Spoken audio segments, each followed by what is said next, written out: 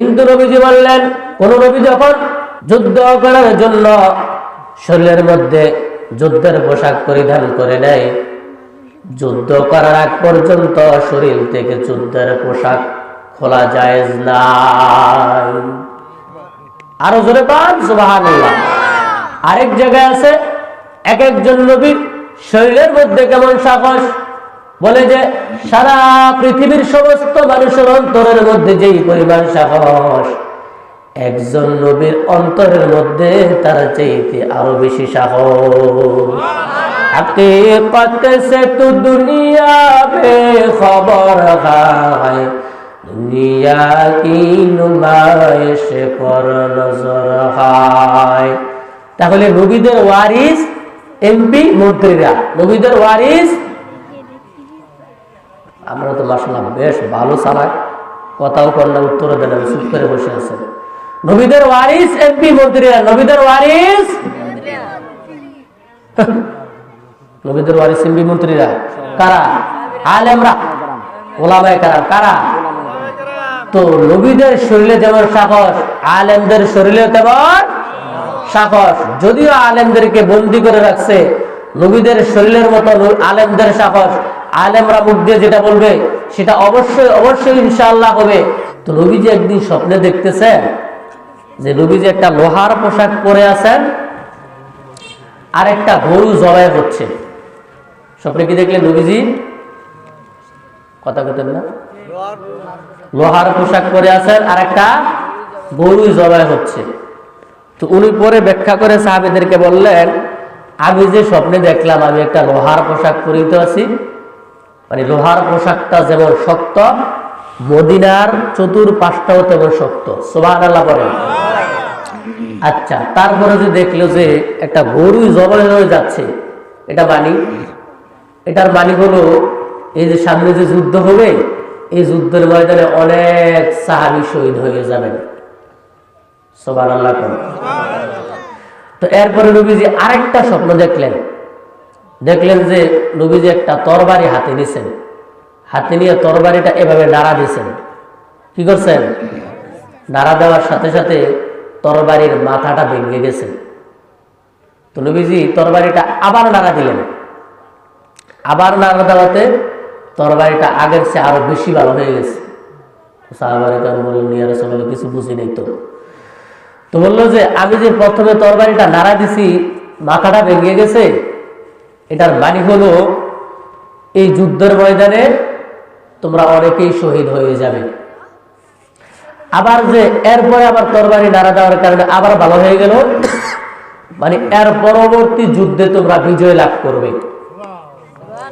তো নবীজি এগুলো দিয়ে বুঝাইলেন যে যুদ্ধটা আমরা মদিনার ভিতরে থেকেই করি, কিন্তু যাদের শরীরে রক্ত গরম তারা বলতেছে, ইয়া রাসূলুল্লাহ, আমরা যুদ্ধটা করবো মদিনার বাহিরে গিয়ে।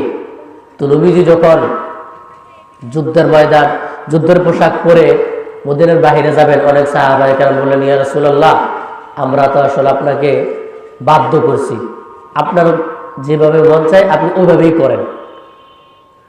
মানে সাহাবায়ে কেরামের ধারণা হলো আমরা যুদ্ধটা মদিনায় থেকেই করি। কিন্তু এবার আসেন, যুদ্ধ শুরু হয়ে গেল। যুদ্ধ শুরু হয়ে গেল। যুদ্ধ যখন শুরু হয়ে গেল, তখন কাফেরদের থেকে একজন লোক আসলো, নাম হলো আবু আমের ফাসেক। সে কে? সে হলো হানজালা রাদিয়াল্লাহু আনহুর বাবা। হানজালা রাদিয়াল্লাহু তাআলা আনহু কি জান্নাতি না জাহান্নামী? কথা বল না কে? জান্নাতি না জাহান্নামী? তার বাবা জাহান্নামী, তার বাবা জাহান্নামী। হানজালা রাদিয়াল্লাহু তাআলা আনহুর স্ত্রীও জান্নাতি, কিন্তু এই স্ত্রীর ভাই হলো আব্দুল্লাহ ইবনে উবাই ইবনে সুলুল, মুনাফিকদের সর্দার। মানে বুঝতেছেন না কথা? মানে এক ঘরের মধ্যে দেখেন না যে বাবা নামাজ পড়ে ছেলে নামাজ পড়ে না, আছে না? আবার ছেলে নামাজ পড়ে বাবা, ছেলে নামাজ পড়ে না মা নামাজ পড়ে না, মা নামাজ পড়ে আবার ছেলে মেয়ে নামাজ পড়ে না। তো তদ্রুপ ভাবে হানজালা রাদিয়াল্লাহু তাআলা হলেন জান্নাতি সাহাবী। কি সাহাবী ভাই? জান্নাতি সাহাবী, কিন্তু তার বাবা ফাসেক। যখন মুসলমানদের পক্ষ থেকে কাফেরদের পক্ষ থেকে যুদ্ধ শুরু হয়ে গেল, তখন হানজালার বাবা বলতেছে, মুসলমান দল আসো, কে আমার সাথে লড়বে? আমি তার সাথে লড়ার জন্য প্রস্তুত। সে সামনের দিকে আগে এগিয়ে বলতেছে, মুসলমানদের দলের মধ্যে কিন্তু এই আবু আমেরের গোত্রের কিছু লোক আছে। সে মনে করেছে যদি আমি গিয়ে আমার গোত্রের লোকদেরকে ডাক দেই, তাহলে আমার গোত্রের লোকেরা আমার চেহারা দেখে তারা আমার ধরে চলে আসবে। তো সে গিয়ে বলতেছে, আউস গোত্রের লোকদের চক্ষুতে আল্লাহ পাক শীতল করে দেয়, কিন্তু মুসলমানদের দলের মধ্যে আউস গোত্রের যে সমস্ত লোকরা রয়েছে তারা বলতেছে আল্লাহ পাক তোর মতো বেঈমানকে বেইজ্জতি করে দেন। সুবহানাল্লাহ কোন মানে বুঝেন নাই। হানজালা রাদিয়াল্লাহু তাআলা ওর বাবা হলো কাফের, সে আউস গোত্রের সর্দার। সে কোন পক্ষে? নবীর পক্ষে না বিপক্ষে?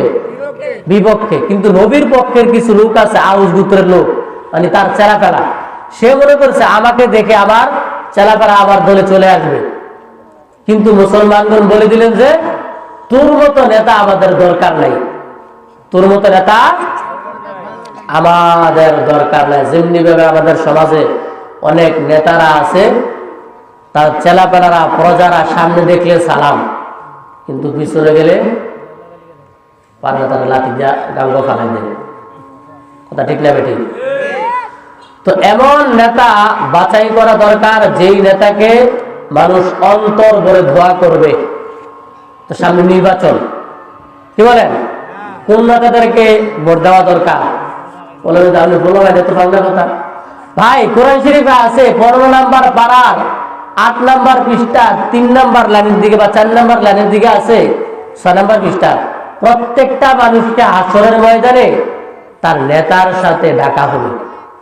তার কার সাথে? নেতার সাথে ডাকা হবে।